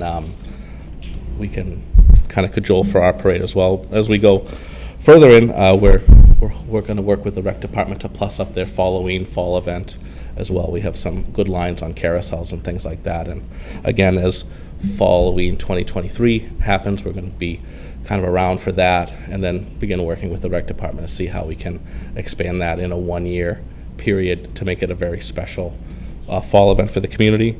The gala, which is another historical event that we've had many times in previous 300 celebrations on November the 2nd. That is already, we've locked down Lake Pearl for that as well. And we're going to end on the 10th, our actual town's birthday, with a luminary night, very similar to the Circle of Hope's luminary night on December the 10th, 2024. Throughout that, we also, working with the Historical Committee and some other groups, we're hoping to sprinkle historical talks, encourage people to do some of the other things like first day hikes and Juneteenth that we all do as a community, cleanup days, but perhaps maybe participate a little more.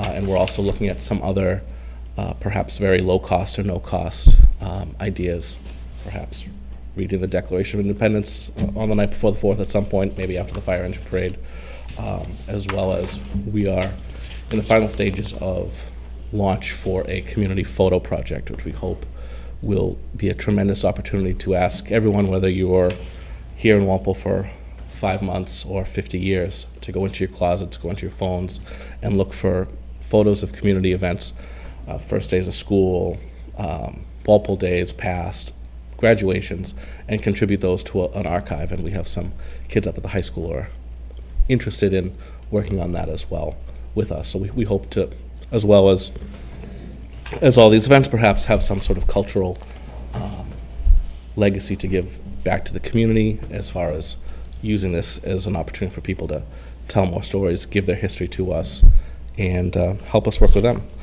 And that is the high level. I understand you have a lot on your agenda, but we just wanted to report to you, and we'd love to come in perhaps towards the end of the year as well and give you a further update, because we'll have a better fundraising picture, and definitely all those spring events will have firmer dates as well. But we're just here to be grateful for your support. It's a great town to live in. It's a great town to grow up in. it's going to be a good time next year. And that's, I don't know if anybody else has anything. It's late, we started early. Questions from the board? Okay. I'd say thanks for the update. We're looking forward to all those activities. I remember going to the dinner for the 275th, which was quite a lot of fun. Great to see a lot of people. Is there anything you need from us? I know you're working with the town already. But I think you have been great by setting the tone, along with Jim and Patrick, to let's work together. We've had really great meetings with public safety, talking about the parade thus far. We have other meetings with other town employees in the areas where these events touch town government. So I think just you've set the tone of collaboration and cooperation. And Janice was speaking about 25 years ago, it wasn't as close in those celebrations. So I think it's a great strength of this endeavor that we're working really closely. So we'll just keep doing what we're doing and have a good time. I think that's the play. Thank you very much. And thanks for the update. I think from the last update, it sounds like you guys have really narrowed down to exactly what events you're really looking to book and fund, so. It's going to be fun. And if I could, Bill, it sounds like a really good program you've got in mind there. So you guys have made a lot of progress. Mm-hmm. Thank you to you and your team for everything you're doing here, and just let us know what we can do to help you, okay? Thank We you. hope to see you all at all of these Oh, things, yeah. and they're going to be great. Thank you very much. Thanks, Have a good Bill. evening. Take care. All right, thank you, Bill. It is now past the hour of 8, it's 8:35, and we will begin open forum. Is there anyone here this evening to speak? Madam Chair, members of the Select Board, my name is Richard Pila. I live at 4 Berkeley Drive, and I appreciate the opportunity to be able to come here this evening and talk about something that I worked on a few years ago.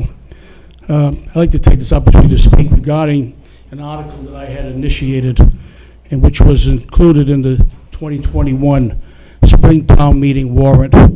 This article was referenced as Article 20. And it was asked the town of Walpole to vote to withdraw from the Norfolk County retirement system and join the state retirement system.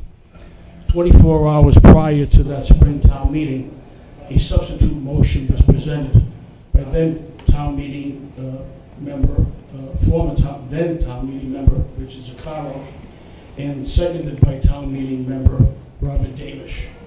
The substitute motion read as follows: to see if the town will remand this citizen petition back, upon which a study committee would be established to determine the benefits to the town of Walpole by switching from the Norfolk County retirement system to the state PRIT fund.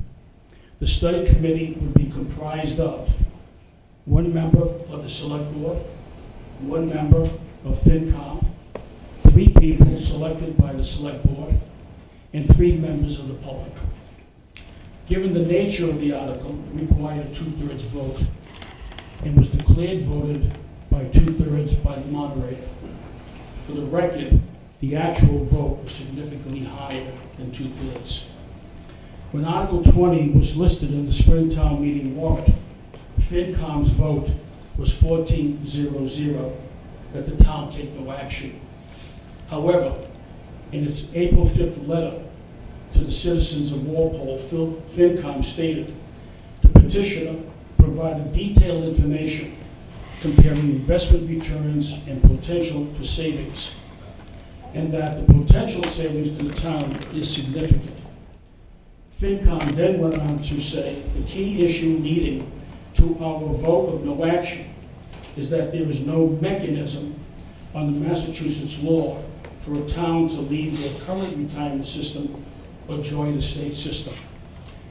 In Mr. Johnson's fall 2021 town meeting 5-year capital plan requests, he presented an amount of $50,000 to FinCom for the purpose of hiring a consultant, which FinCom did not approve. First off, FinCom was incorrect. There is a mechanism in place, which Mr. Zuccaro can explain. And second, the substitute motion made no mention of an outside consultant or of $50,000. Therefore, I must ask, where did the $50,000 number come from when the substitute motion made no mention of either? I must then also ask, why would the town need to hire an outside consultant when Mr. Zuccaro volunteered his time and expertise at no charge to the town? Also, for the record, Mr. Zuccaro, who ran the multi-billion-dollar state pension fund and who also served as the Norfolk County Retirement System pension advisor, is more knowledgeable on the subject than any outside consultant the town would have hired. In the town charter, Article 2, Town Meeting Representation, Section 21B, it clearly states, when acting in conformity with all laws now and hereafter applicable to the transaction of town affairs, the town shall have the power to act through and shall be bound by the action of the town meeting representatives. And in Section 3.2, Board of Selectmen, item powers and duties, all executive authority of the town government shall be vested in the Board of Selectmen. It shall be the responsibility of the Selectmen to provide executive policy and procedure to be carried out by the town administrator. As it is this board's obligation, per the town charter, to move forward on the vote of the 2021 spring town meeting, and also because it is in the best interests of the people of Walpole, I ask you, Madam Chair, to appoint under Article 3 of the Town Charter, Section 3.2, subsection B4C, the study committee, per the substitute motion that was nearly unanimously approved, and that you request Mr. Zuccaro to serve as a consultant to the study committee at no cost to the town of Walpole, which I'm sure he would be happy to do, and that this committee report directly to the select board. Thank you for this opportunity to say. Thank you. Do we have any other members of the audience tonight that would like to come forward to speak for open forum? Mr. Hamilton, please come up. While Bill is coming up, let me just say for the people in the audience, so the way open forum works is anybody can come up and speak for 3 to 5 minutes.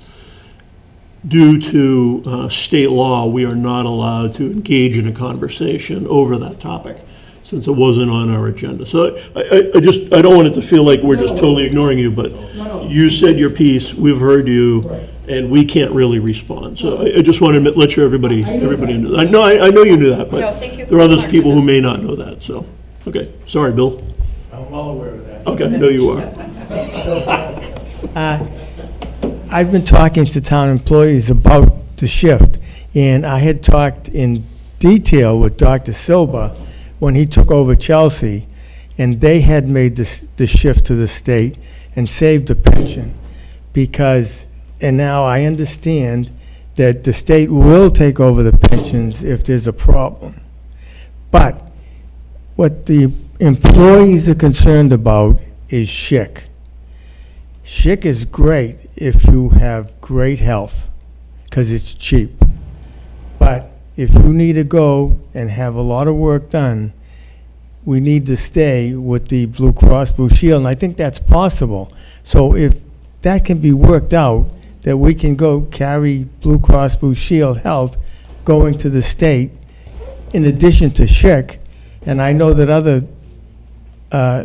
towns have done that, and that would be beautiful. And I think we should go, and I think this is a great idea. I'm in favor of it, but I do want to keep Blue Cross Blue Shield. Thank you. If you'd like to speak for open forum, you may come up to speak to the podium. Thank you for the opportunity to come up and speak with you. Just to rectify what Mr. Hamilton just said, the health care insurance is a separate issue of pension funds. I'm just going to pause. Could you also, just for the record, introduce yourself? I'm sorry. Sure. Yes. Richard Zuccaro, 146 Common Street, also assessor board member. So Mr. Hamilton's referring to the health insurance options. You could be self-insured, be part of the county, or you could join the state GIC retirement system. What we're addressing here is retirement system, pension assets. So for the record, my office still stands. I would volunteer my time, commitment to serve as a consultant. There is a mechanism in place. What that would entail is the town would have to create their own retirement board and have a staff, and then based on their observations, they could make a decision as to whether they stay in the Norfolk County pension system or transfer the assets into the state retirement system for investment purposes only. The retirement board and retirement staff would do the administrative work. Also, point of interest for you, quick numbers. We went back 5, 10 years, and 38 years, and the state PRIT fund is one of the top performing pension systems in the country. And on average, it's outperformed Norfolk County about 90 basis points, so that's significant. Last time we checked, I think Walpole's percentage was about 48 million. Could be up to 50 million. So 90 basis points on 50 million is 450,000 a year, and that doesn't even factor in the compound effect. So it's something that we'd love to have you think about, reflect upon. And again, my office still stands to volunteer my expertise and time to the town at no cost. Thank you so much for allowing us the opportunity to address you. All right, thank you, Mr. Sakara. Is there anyone here else this evening that would like to come up and speak for open forum? Thank you. The next, we will now close open forum and we will move on to new business. Yeah, you guys are welcome to stay, but you don't have to, so. Thank you again. Oh, sure. Thank you.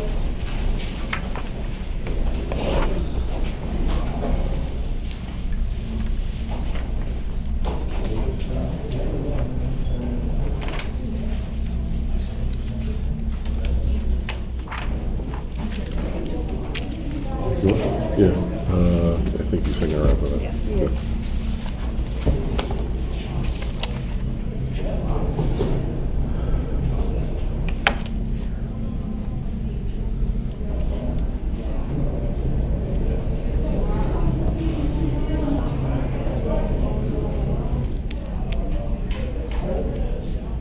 All right, Rick, are you coming to speak up on these?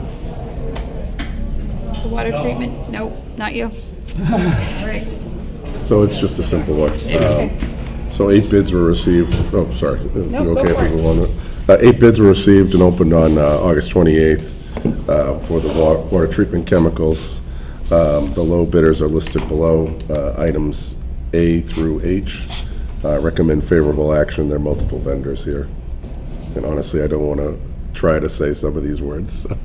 And I assume that the cost of these chemicals continue to be increasing? Or is it kind of Yeah. leveled out a little bit? With inflation, they've all gone up pretty much, right, Rick? Yeah, they've actually gone down a little. After they went out, but yeah. It's stable. Yeah. Okay, good. All right, I'll Glenn. move to award 2024-03 to various contractors. I'll second that. All those in favor, please say aye. Aye. We have a vote 400. Next on the item, we have discussion about ARPA funds.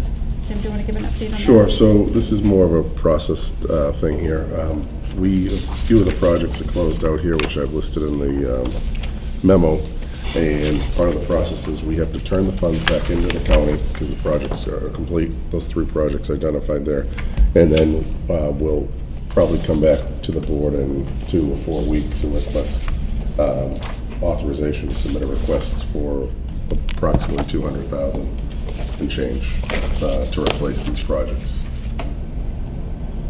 Anyone have any questions for Jim concerning these funds? Nope. Then I'll move to return $241,638.77 to Norfolk County in unused ARPA project balances to be repurposed at a future date. I'll second that. All those in favor, please say aye. Aye. We have a vote 400. Okay, next item on the agenda is the town warrant. Sure, so I'm requesting the board vote to sign the town warrant and consider a couple articles that Finance Committee has already gone through and voted on. You want me to make a motion on the signing of the town meeting warrant? Correct. Yeah, okay. Move to sign the fall 2023 town meeting warrant. I'll second that. All those in favor, please say aye. Aye. Then we have a vote, 400. So if you're okay with it, generally what we do, we wait till the Finance Committee votes on the various articles, and then the Select Board weighs in. So they voted on, they only have really 3 more articles left. They have 2 of the zoning articles, which are recommendations at town meeting, because the zoning board hearing is not until the 21st of September on the marijuana and the accessory dwelling. So if you're okay, I'll run down the list of what they've already voted on. Okay, Article 3 is the OPEB appropriation. Finance Committee recommended favorable action 11-0 for $1,071,252 from free cash to be appropriated into the OPEB account.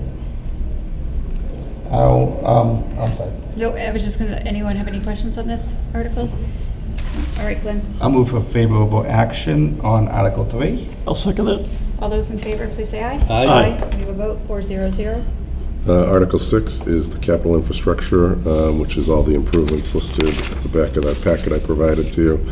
For the most part, it was the only real little bit of a divided vote on the Finance Committee, and they actually got hung up on a $10,000 request for the Recreation Department had requested some activities to be placed in the downtown. They wanted to pull that $10,000 out, put the $10,000 towards the capital stabilization account, which they'll probably vote on later on this week. And the concern was, let's get the equipment that was approved in place last year. Brendan ordered it some time ago, it just hasn't come in yet. Let's get it in place, see how it's used, and then come back next town meeting. So that's why it's a bit of a divided vote there. I'm all set. All right, any questions? All right, Glenn, do you want to do a motion on that? Yeah, I'll move for favorable action on Article 6. I'll second that. All those in favor, please say aye. Aye. We vote 400. Next item up is capital equipment. Finance Committee voted favorable action 10-0. I'm sorry, what number is that? Article 7. Oh, thank you. Go ahead, Glenn. Okay, yeah, no discussion. I'll move for favorable action on Article 7. I'll second that. All those in favor, please say aye. Aye. We have a vote, 400. Next item is capital paving improvements. That's our, obviously, the Chapter 90 appropriation, and then we're going above and beyond on that one in the free cash appropriation. They voted favorable action 12-0 on that one. Again, is that 8? Yeah. That's Article 8, yeah. No discussion, Ellie, we okay? I'm okay with that. All right, I'll move for favorable action on Article 8. I'll second that. All those in favor, please say aye. Aye. 400. All right, what's the next one, Jim? Article 9 is the water capital request. Finance Committee voted 12-0 on that one. Funding sources were retained earnings. Water retained earnings were certified at just over $3.1 million. So if these projects all get voted on at town meeting, we'll still have a healthy reserve and the retained earnings balance. And that seemed from your memo that it's going to plan of what the base is. Yeah, and Sewer and Water considered this on August 21st. They voted favorable action on these articles, so everybody's on board. Okay. Any other questions on the board? Nope. Nope. All right, Glenn. I move for favorable action on Article 9. I'll second that. All those in favor, please say aye. Aye. We have a vote, 400. The next item up is Article 10, the Sewer Capital. Finance Committee voted 12-0 on these articles, these items, and the sewer retained earnings balance came in at just almost $2.1 million. Again, if this all goes forward, we'll continue to have a healthy balance in there to carry forward if anything were to come up.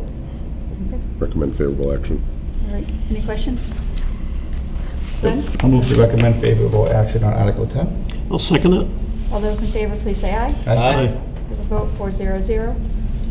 Next item up is Article 11, the school budget transfer. This is the standard transfer that we consider every fall for the Medicaid reimbursements. That stands at $431,541, and the student parking fees at $30,600 for a grand total of $462,141. Finance Committee voted 11-0 on this article. Glenn? Yep, I'll move to recommend favorable action on Article 11. I'll second that. All those in favor, please say aye. Aye. We have a vote, 400. Next item up is an update to the revolving funds. It's more or less just updating the figures that are currently existing. Specifically for the Council on Aging, it increases the spending limit from 100,000 to 150, and the Recreation Department from 700,000 to 1 million. These increases were brought up at the request of Jody and the various department heads. They're experiencing increased programming and attendance at these programs that are being offered, so we need to increase the limit there. Can we raise some of the other ones in Yes, you did. Last We year as actually well. did the, which one? We did the Turco the Fields? Turco Field. We established the vehicle one, the electric vehicle charging station, Adams Farm fees. So, yeah, we've done this, I think it was last year. Any questions? Nope. All right, Glenn? I move to recommend favorable action on Article 12. I'll second that.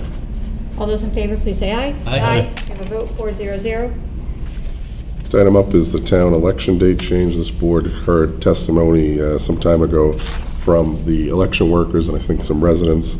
They asked to move it to a weekday. Board decided to move it to the third Tuesday in May after consulting with the town clerk. The Finance Committee voted 11-0-1, with the one abstention being an election worker who also serves on the Finance Committee. Recommend favorable action. I think we've already had lengthy discussions on this, so Glenn? Move to recommend favorable action on Article 13. I'll second that. All those in favor, please say aye. Aye. We have a vote, 400. Article 14, which is the update to the animal control bylaw. This more or less just memorializes what we're currently doing, which is the it also offers the select board may enter into an intermunicipal agreement to conduct such duties as of the ACO, and the clarification that the commercial kennel facility, we deleted the word within the town. So for the purpose of some of the dogs and animals are being brought to Norwood at their kennel there, so. And currently serving as the chair of the bylaw committee itself. The changes were very minimal and just really in line for what we're currently been doing for the last 3 years, I believe. Yep. Any other questions? I'll make a motion to recommend favorable action on Article 14. I'll second that. All those in favor, please say aye. Aye. We have a vote, 400. Okay, next item up is an item that was placed on the warrant, the request of the Finance Department. It's just to a vote to accept Mass General Law that would allow the deposition of unclaimed property, specifically tailings, which I had to ask what tailings were, but they're the uncashed checks, payroll, and certain tax overpayments, just to accept that law so the treasurer can take those funds in directly. If we were not to accept this, it would have to go through a state process, and it really would delay the process, so this just streamlines things. Anyone have any questions on this? Just one quick question. Is it deposition? Is that the right word? Is that right? Or is it disposition? Disposition, yeah. Disposition, sorry. Okay, so is that a typo here or? Oh, no, this is just my title of the article. Okay. Yeah, it's correct in the article. Okay. Totally. Okay, I'll make a motion to recommend favorable action on Article 15. I'll second that. All those in favor, please say aye. Aye. We have a vote, 400. Article 16, I'd recommend vote, actually, you don't need to. No, we can just take it up again. Yeah, we can take it up again, because Finance Committee needs to recommend a recommendation at town meeting for this one in the marijuana bylaw, because it goes in the booklet, so I'd recommend just holding off on 16 and 17 at this point. And then 18 is the recreational vehicles. This is a citizen's petition, which would modify the table of regulations 5B 1-3-Q for to allow the storage of a recreational vehicle. This was brought up at the request of a petitioner who stores his vehicle on his property. Technically, right now, anything over 30 days of a recreational vehicle cannot be stored there. So obviously, if you drive around town and you see the RVs in people's backyards, side yards, this would more or less allow it at this point. Planning Board voted 3-2 in favor of this. Finance Committee voted favorable action 10-1-0. Does anyone have any questions or concerns about this? I don't feel like this is an article that we've really discussed in length, but. We haven't really, yeah. I mean, I'm good with it. It's common sense. It's something that is already sort of, it's the way they're being stored already. We're just allowing it. You know, I don't think we're too good of a town to allow people to not allow people to have RVs on their lots. I think that's a reasonable thing that people can do. So that's just my thought. So I don't have a problem with it. It seems like common sense. Any idea why planning board was 3-2 on this? I think some of the members were concerned. Actually, the lead petitioner added in the language, provided they are stored only within the side and rear yards of the property and shall encroach no less than 5 feet from the property side of the rear setbacks. So the petitioner did not have that area highlighted in his petition, but as part of the motion to be considered a town meeting, he offered that up, and Finance Committee voted that language there that's highlighted in yellow there. So I did watch it, and the concern that I heard was one or maybe more than one planning board member thought that somebody might like use the RV as a weapon against their neighbor and park it really close to the side lot, right where the kitchen window is. I don't think people would necessarily be malicious with their RVs, but that was the It's actually probably a fair point. Yeah. Yeah. Okay. And it was that essentially addressed Yeah, that. so Finance Committee was happy with that change, and that's what they're going to offer as the motion there. Got it. Okay, thank you. Any other questions? I think that was a good change. I did also watch it, so. Oh, yeah. Yeah. And I will move to recommend favorable action on Article 18. I'll second that. All those in favor, please say aye. Aye. We have a vote 400. And that's it at this time. I'm sure I'll be back before town meeting with some more recommendations for you. Okay. Next on the agenda is jalapenos for live music and revision of the existing license. Yeah, so the owner is just looking to add some live music now that he's using the patio and also possibly inside. He said it's more than likely going to be 1 to 2 players, acoustic music, nothing too... He said he's not having any rock bands. That was how he put it to me. Ideally, he is aware that there is apartments upstairs. He is going to let the tenants know when there is going to be music played. But ideally he would like to get this so that he could start on Friday night as part of Main Street Live. Does anyone have any questions or concerns on this? So he indicated that they intend to do it on weekends only, but we would be allowing them to do it on 7 days a week. No, so the way it works is technically weekdays you would do Monday through Saturday. Sunday is still part of the blue laws, so Okay. you need a separate Sunday entertainment license from the state too in Okay. order to do it on Sundays. And he indicated that he doesn't plan on doing that. It's just going to be Fridays and So we're Saturdays. allowing Monday to Saturday. He Monday through intends to do Saturday. Fridays and Saturdays Exactly, initially. yeah. Okay, that's fine. Okay, Glenn, do you want to do a motion on this? Yeah, I'll make a motion to approve the request of Jalapenos to add live music to the existing entertainment license. I'll second. I'm sorry, a little bit more here. On the condition the applicant informs the apartment tenants when live music will be happening. I'll second that. All those in favor, please say aye. Aye. We have a vote 400. Next item on the agenda tonight is a stadium parking lot license at 11 Shuflet Road. Yeah, so this is one of the ones that came up when the building department conducted some on-site inspections during one of the recent concerts. The owner was unaware that he needed to have a license, now applying for the license, and more than likely you will have several others that will be coming before you in the coming meetings. Yes, building commissioner went out at the last, was the last, Patriots game, yeah, too. Patriots game, and found some violations out there, put them on notice, and we're gonna try to work with them to get some corrective action measures. I'd prefer not to drag them in here before your board. Hopefully they'll comply with everything he's looking for, but if not, we may need to bring some before you folks. Because I know there's been a lot of work towards getting these kind of all set at once so that every meeting we don't have, which tends to be one more application. Every time. So, all right. It will be good to get Shufelt Road into the Yeah, I into think the mix, there's so a couple more we know from that's that happening, area that so, will be yeah. coming forward.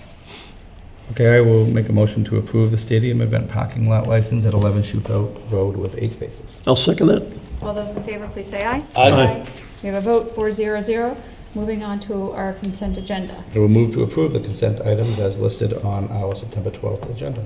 I'll second that. All those in favor, please say aye. Aye. We have a vote 400. And Jim, do you have any more updates for us this evening? No, just the consent agenda. As far as my updates, I just would say that the warrant's going to publish at the end of this week. Finance Committee's public hearing is 10/12. They're going to wrap up, as I mentioned, most of their recommendations this Thursday night. And we are all set, I think, for fall town meeting. I've already started working on the motions and information for the packet, so. And how are are we, or what is our outreach now to RTMs, getting the packets out, really people realizing what nights? I feel like there's still this confusion or surprise when town meeting pops up. Well, what we're going to do also, in addition to getting the packets out, we'll make sure we put them on the message boards, get it out on the website. We'll have Brendan, Melissa, Kerry, and we'll ask the school department to put it out on their Facebook pages. We'll put it out on our Twitter page to try to get as much info together. And I think it's going out to town meeting members.